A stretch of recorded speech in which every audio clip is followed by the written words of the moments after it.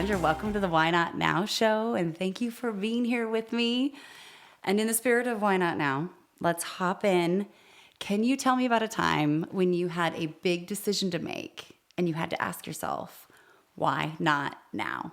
We'll reverse engineer and close that delta from when you went from idea to action. Well, first of all, thank you for having me on. I really appreciate it. And for asking such a probing question, because it really does make me think how many times in my life I've actually had to say, why not now? Whether it was moving from Texas to New York, not knowing anyone. But I think the biggest one that's really been the most impactful throughout my last 15 years of my life and my career was back in 2009. As I had gone through a divorce, I had 3 kids under the age of 4. I would have been kind of moving up my career path in retail and the fashion industry. And I was running a very large business with hundreds of people reporting to me, but also traveling multiple days a week. And I knew that that was not something that was going to be possible for me because I didn't have the circumstances with a failing marriage. The second part was that it wasn't the type of mother that I thought I wanted to be, was somebody who was gone half the week. Because as it was, I was getting home at 8 or 8:30 at night, and having to catch up on emails, and you don't see them until they're in bed or after bed, and it was just hard. So the choice for me was, what do I do? Do I go and try to find a different job in corporate, or do I actually try to create an entrepreneurial role that will give me some more flexibility? So I chose the latter. And while you have a lot of comfort with resources in a corporate executive role, you've got the compensation, you've got benefits, you've got all the things that are there from a resource standpoint. And I was at Polo Ralph Lauren at the time, which is obviously one of the largest iconic brands and retailers out there. And I decided instead to, with a business partner, Tony Malello, he and I, we decided that we were going to go after a business that wasn't really existing at the time. So it was focused on celebrities and celebrity brand management. And at the time, because I had 3 small kids who were watching Disney every single weekend, I was seeing Selena Gomez every weekend, and Miley Cyrus and Demi Lovato and that whole crew of millennials who were on TV on Disney. And we created a business plan. We went to CAA, Creative Artists Agency, and we presented this plan. And they said, great, who do you want? And we said, we want Selena Gomez. And from that point, after they said, great, go and get the funding, we then had to go and knock on many, many, many doors, had 99 no's until we finally got the first yes. And then we were able to actually really take a stand on building out the first lifestyle brand for Selena, but also the first one for teens at retail. So it was a very exclusive partnership. At the time, it was with Kmart, which unfortunately isn't around anymore, but Kmart was quite big, 1,500 stores. We were in all the stores at the time. We had a great CEO who really believed in her and believed in us and believed in the business. We had manufacturing partners. So we had 14 categories, and it was great. It was a 5-year kind of guaranteed business that we had. And it didn't come easily in the beginning. And it was certainly something that it was a leap of faith, because we really didn't know what we were going to be able to build, but we were ambitious enough, we were persistent enough.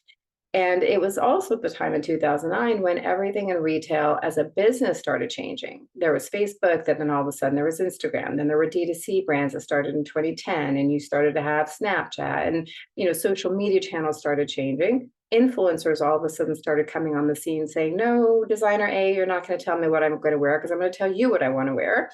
So that dynamic started shifting. And then there became an actual e-commerce business, where it was, you have to have not only your physical footprint, but you need to have something online. And it became more of a flagship. So there's a lot of consumer technology. So over that 6-year time period, the industry changed. And it was being revolutionized. So the fact that I didn't know what I was doing by taking a leap of faith, we really didn't know where it was going to go. It ended up being very successful for quite some time, but also at a time when the business was changing so much that I got to learn so much, because we were there with her as she had less than 1 million followers on Facebook. So that was the only thing that existed, and obviously exploded. She had music then. So we did a lot of collaborations with her, personal appearances with her, things that really weren't being done at the time at retail. There weren't a lot of these partnerships. So now it's commonplace, right? It's kind of main table stakes to be able to have an e-commerce brand. It's table stakes to be able to think about your customer and make sure that you meet them where they are, whether that's bringing music and combining music with lifestyle, et cetera. So it just was something that was incredibly energizing and a great learning experience. So it has absolutely influenced everything that I've done since then. So that why not now moment, which was somewhat of a forced moment for me to say, I have to make a decision, became the best career move that I made. Okay, I have so many questions in so many different areas, but I am really, really grateful that you led with this story, and it's clearly impacted every aspect of your life, and now how it informs what we were talking about earlier, making different decisions about boards and how you spend your time. But I feel like everyone listening right now is still kind of thinking back to the top of the story of, okay, here you are in corporate, high-powered exec, young children, traveling a lot, all the things, and you did decide to make this shift in 2009, let's say. Remember, that wasn't exactly like hey, let's spread our wings and all jump right now.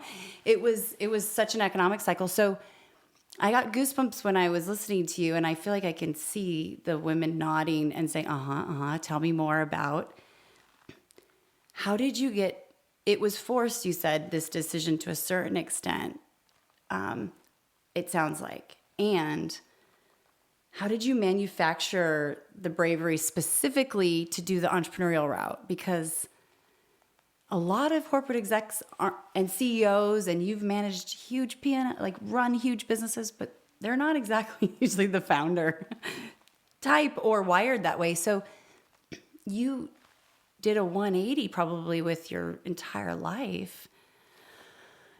And I know there's so many women who are wanting to do something somewhat similar, especially because they want more time with their kids. Mm-hmm. So can we back up to pre-decision and tell us what data were you considered? How did you get there? Well, first and foremost, I grew up in an entrepreneurial family. So I'll start there. Okay. I'm a first generation Mexican American. My parents were entrepreneurs because, again, out of necessity for them, they created their own businesses and they created a tortilla factory. I worked in the tortilla factory from the time I was 10 years old. So I knew I was back in the warehouse packing boxes. I was sealing bags with tortillas and then I was counting them. I was all across the tortilla factory for years from the time that I was 10 until the time that I was a junior in high school. And so I think that was always there, the entrepreneurial piece. I knew it. My family had it, multiple aspects of my family, not my immediate family, but also aunts, uncles, et cetera. We learned the tortilla business from one uncle, another came and learned from my father. So it was one of those things that happens with families when, especially coming to a new country. So that was one part. The second part is that, I didn't think about it at the time. I think naivete is also something that has helped me in my life because I was 20 years old and had never been to New York City before, but I decided to send a resume to one company, got a job, and it said, I'm moving. I didn't have family. I didn't have friends. I didn't have a place to live, which was really beyond stupid when I think about what I went through, because I would never allow one of my kids to do that today. But I took that leap of faith, had to work 3 jobs my first 3 years because I moved to make $17,500 a year, which was clearly not enough then and not enough now. But so I was working round the clock, but doing it because I knew I wanted to be at a certain place where I was ambitiously driven to say, I want to be a CEO one day. I want to be running a business one day. So that's what got me to say, I'm just doing it. I didn't think about it. I didn't look back. And I think in my life, I've done a lot of that. I've done a lot of okay, I don't really think too much about it. I don't cross every T and dot every I. I am very decisive. And if I want something, I'm just going to make it happen. So I know that might sound not as practical for everyone, because trust me, there have been many times, even in the last 10 years, and my kids are older, when I've wanted to do other things and I've said, oh, I can't really do that because I've got college to pay for. I've got 3 kids in college at the same time and other obligations that, that point you in a certain direction. But I think that no matter what, more than anything else, it's belief in myself. And Tony, my partner, and I, who did Selena together, it was belief in ourselves. And he also comes from a similar background where he's also as driven, equally as driven, and equally as assertive about making sure we we're going to get things done. So I think it just happened to work out that we both were the ones kind of pushing each other and making sure that we were successful in what we were going to do. So, one is being naive about what's on the other side and not knowing. Another one is really believing in yourself and just making sure no matter what, you're going to push through. What's interesting as I'm listening to you is you had a lot of data behind you of operating that way when you made that decision, it sounds like, right? So you can't argue experience. And if at 19 you're headed to New York for $17,500 and you're just like, I'm going to get it, I'm going to figure this out, that muscle and that practice, I mean, that's what obviously got you to where you were. And I think about like that scenario that you mentioned in your upbringing, that was data input constantly. So that was always an option for, like, you saw it, even if it wasn't a conscious thought, like you saw it happen. So it just reminds me how important it is, even if we're not entrepreneurs, but we would like our kids to think entrepreneurially, finding ways that they're exposed to that so early so they just realize that's one option, a great one. It wasn't And it wasn't scary because of that. Maybe I yeah, think there's an aspect that's scary, of course, because you're taking a risk with your own money and your own finances, and you don't know where that's going to come from. And I, of course, I'm very fortunate because I had already gotten to a place where I didn't, I had a nanny. I wasn't, there's so many other women out there who don't have the options that I had at that point. So I'm very grateful that I was at a different place, but I was doing it on my own, and to me, I think throughout my entire life, I've had to do everything for myself. I've had to do everything that I didn't have a choice. So I think the other part that's always been in the back of my mind, and still is today, there is no option B. There is no plan B. This is my plan A, and I have to make everything plan A work. So that's the other piece that's constantly in my mind. and you've built up that trust and belief in yourself, seeing it work, figuring it out over and over, right? So it's quite possible that someone could argue the bigger risk or bravery, like that happened back going to New York or this or that. However, you mentioned you're decisive and you mentioned, not having the option. I recently heard, and I wish I could attribute it to the person, I don't know who the author was of this quote, but it was, don't worry so much about making the right decision, make the decision right. And I, did a head tilt and I'm like, yeah, that's kind of what you end up doing, right? Like, yeah, you make it right. You figure it out to make it work, right? But let's go to Absolutely. your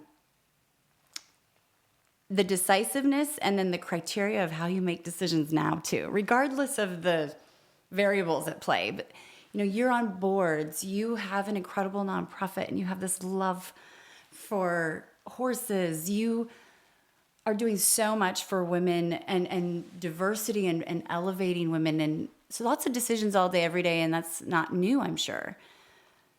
But how do you approach decisions, big and small? Do you kind of have some framework? I it's interesting because my career has been in consumer. So consumers are very impacted and influenced by macroeconomic issues, but also by culture. So I really consider myself to be somebody who's an innovator, but also very, very culturally engaged and very focused on what's happening in culture today with individuals, with, again, anything having to do with business or celebrities or whatever is happening to change the generations. And I have Gen Z kids, but there's millennials and every other demographic. Now we're going to be talking about Gen Alpha, which is part of your child's generation, and that's going to be very, very different. So I think about things from a business angle, feel like I am so informed every day because I'm constantly reading, I'm constantly ingesting information, I'm constantly meeting new people and asking a lot of questions, and I'm very curious and I always want to continue to learn. So because of that, I feel that I'm very informed already. So I've always said that data provides one part of what that decision making is going to be, but it's really instinct that drives it. And the instincts come from experience for me. The instincts that I have come from what I have experienced, either personally, professionally, what I've learned through those experiences, what I learn and hear about. And sometimes you're going to be right, and sometimes you're going to be wrong. Hopefully, you're right more than you are wrong. But I'm okay taking those chances of being wrong just to go out there and see what works and what may not work, but what may actually be better. I tell my kids all the time, if you go left and make that left turn, you decide to go to that school versus another school, your life will be entirely different. You might turn that left corner and you're going to go to a totally different place than if you turn the corner to the right, right? And that happens. But when you make those changes, you make those decisions, you go there, you're then going to decide like that's the choice you made. So now when you make that choice, how are you going to make that the best life? How are you going to make that decision the best decision possible instead of worrying about what could have happened or what may have been the case on the other side, because you've made the choice already. So now you've got all the information that's ahead of you, and you just need to go with that and go in that direction positively. Because it's true. I mean, no matter what your choices are, you can make choices all day long. And we have choices to make every day, all day long. It's so true. And I think about how that applies to investing or even entrepreneurship. Or a mentor once said to me, 99% of the time, and they had built a really big company and sold it to Amazon, and they were at they went from 0 to 1. They said, it's going to change anyway. So you got to get started, right? So even whatever's in that deck, if they're pitching you, if you're pitching them, that's great. Hopefully there's some traction there with whatever numbers they're sharing, but it's going to change. So you have to it's with action comes clarity kind of, right? So I love this. I have That's a good one. With action comes clarity. I love that. Isn't that true though? Like, when was the last time I figured things One out? way or the other, by the way. It's like not always great clarity, but No, but I've never figured things out by just trying to think harder with my moleskin at a Starbucks. Like, no, it's like even the neuroscience shows that mood follows action, right? Like we think, oh, change my mindset, then my behavior. Not always. I've never really thought my way out of a bad mood. Usually I have to do something. But I'm thinking about I love this. I'm like on this decisive kick. A Renegade, she's an orthopedic surgeon who's a colonel in the Army, and she's deployed. And I talked to her this weekend, and we're like, I was like talking to her, and I mentioned something about having a surgical approach to something I'm navigating in life. And she's listening, and I'm telling a surgeon this, like I know what I'm talking about. But I thought if I'm going to do this, I'm going to know where everything's going to land. And she's like, no, but surgeons have to be decisive too, right? You can't just plan and try and control everything. You have to make these decisions. So you had shared that you have a pretty big goal, and you don't have to share and articulate exactly what that is if you're not up for it, but you're making decisions on your time based on that goal.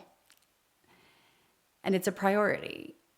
Do you have criteria of how you navigate like that decision tree? I wish I did a better job of it, and I have to work at it because I am somebody who loves and is always willing to give time to people.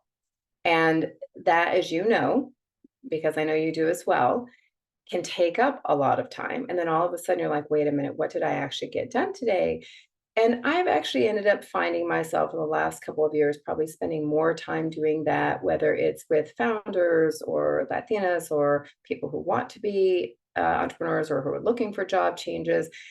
something that happened during the pandemic to all of us was we all had to sit there and say, what now? Especially if you were navigating through business changes, losing jobs, spouses losing jobs, family members, all the things that took place and are still taking place to some degree.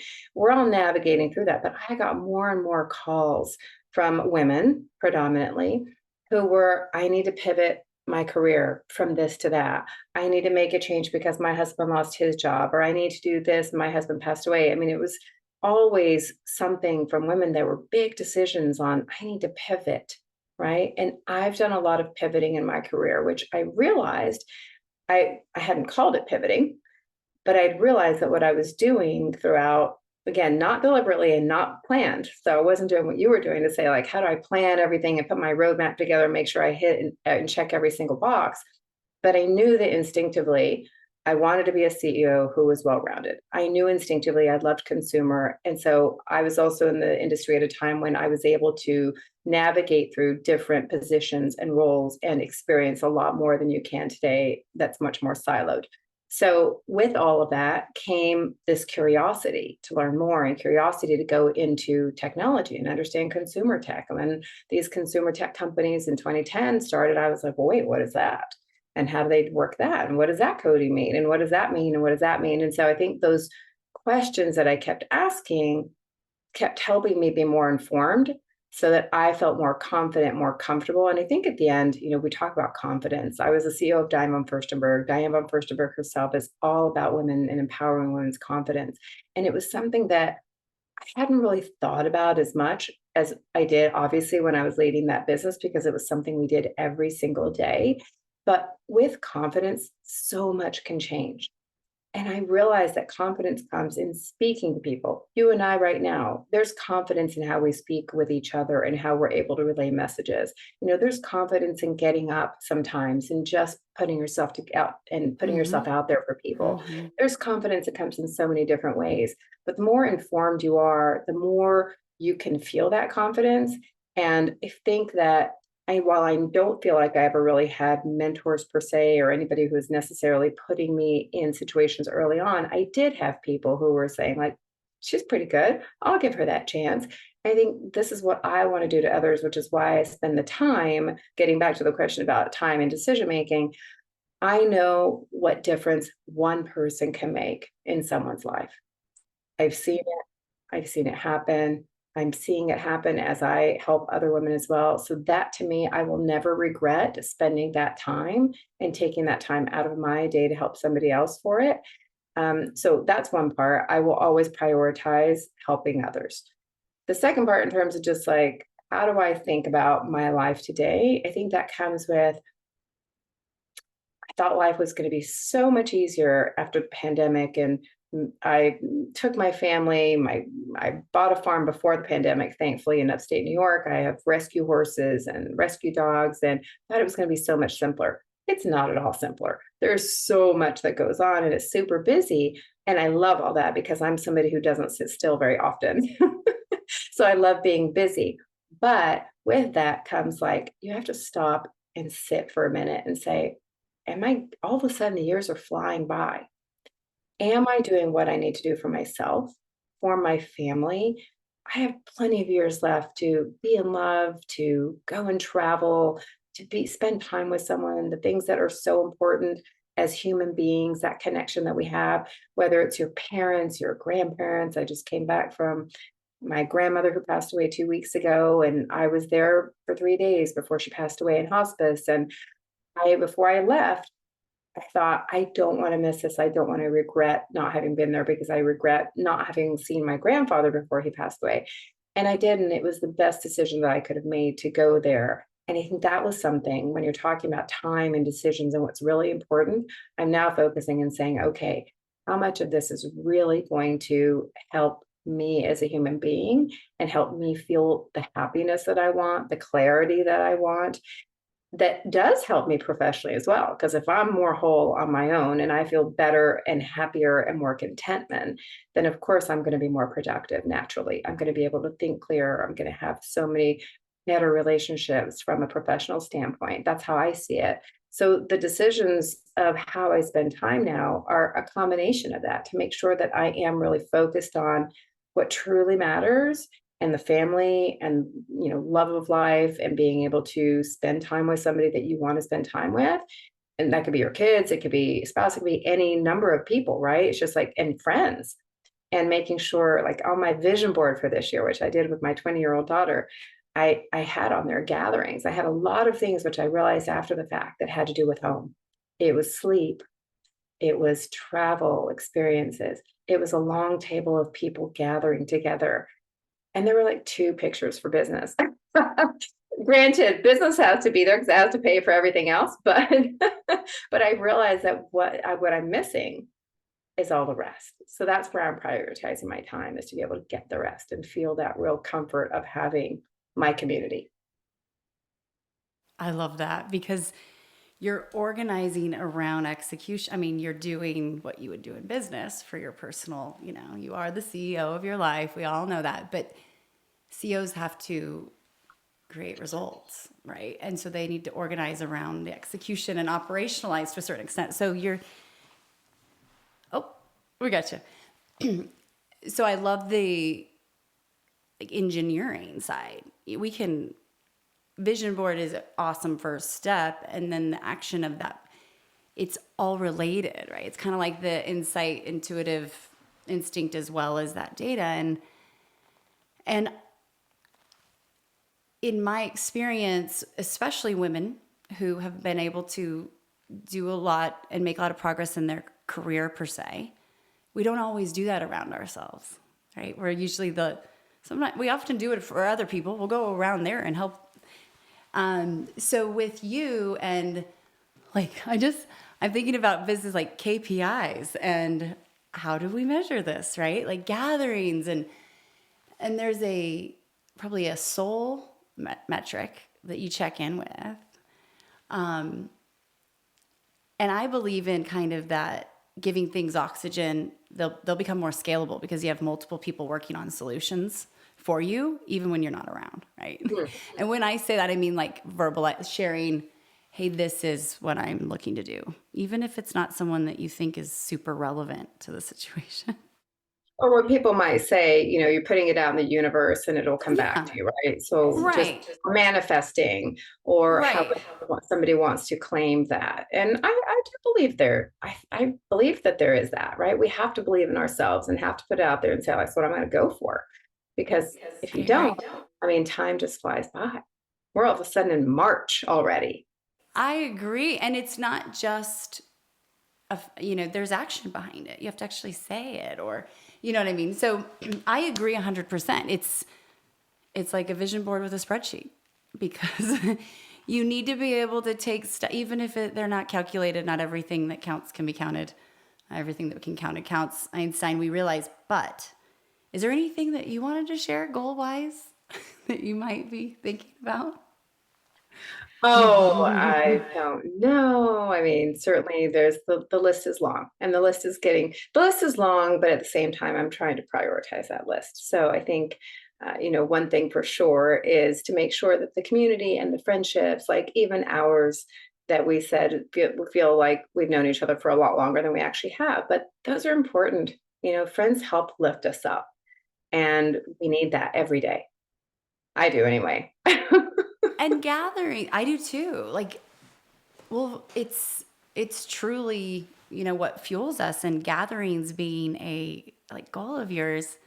How cool that you are able to bring the people and the things into one space, that you also get equal value exchange then to be able to, in real time through connection, help each other with what they're thinking about, but without being forced, right? It's not a networking event or a master, So I love that. I just was wondering if there's anything we could help you with, but I hear a lot of curiosity. Like you mentioned your finger on the pulse with culture.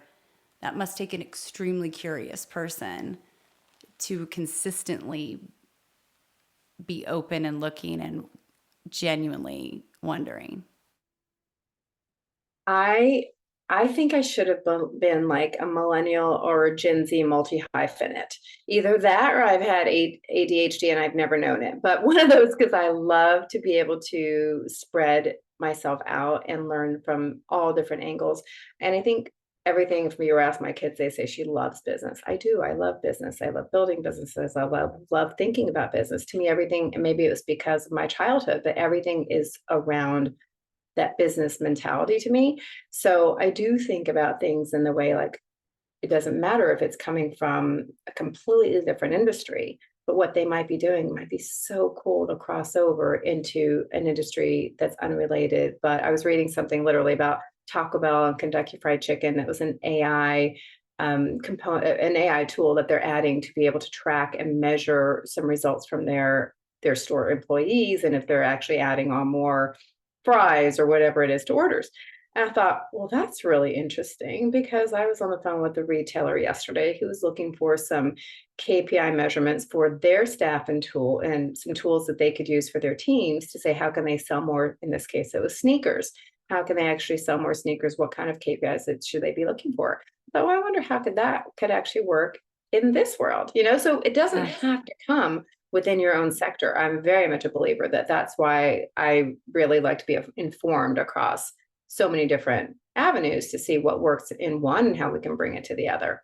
But yeah, I think it's 2024 is going to be a very interesting year from a business standpoint.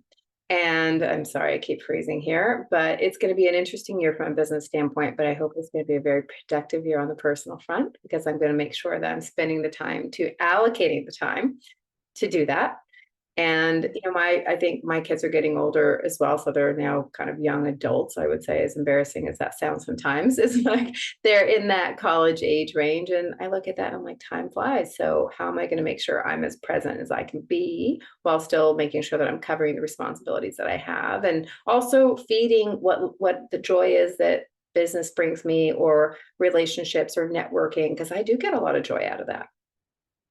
I love it. And I just feel creativity from you at every angle. Creative thoughts around opportunities, problems, solutions, personal, professional. And um, if there's does one person come to mind when I say the word renegade? Well, you, first of all, Oh, because that was not a loaded question. no, I'm just saying, I told you you, this. I have been thank you. watching your Instagram stories. I've been paying attention to things. I love one in particular, your story about when you were on the airplane with Shaquille O'Neal, and I think it was his Twitter account, right? And he didn't know how to get back into it. And then he's like, well, why don't you do it? And that was probably for you, your like, why not now moment, or one of your why not now moments. But I remember thinking about that. I thought, gosh, she was right on the pulse and young and vivacious and right there with people who had influence.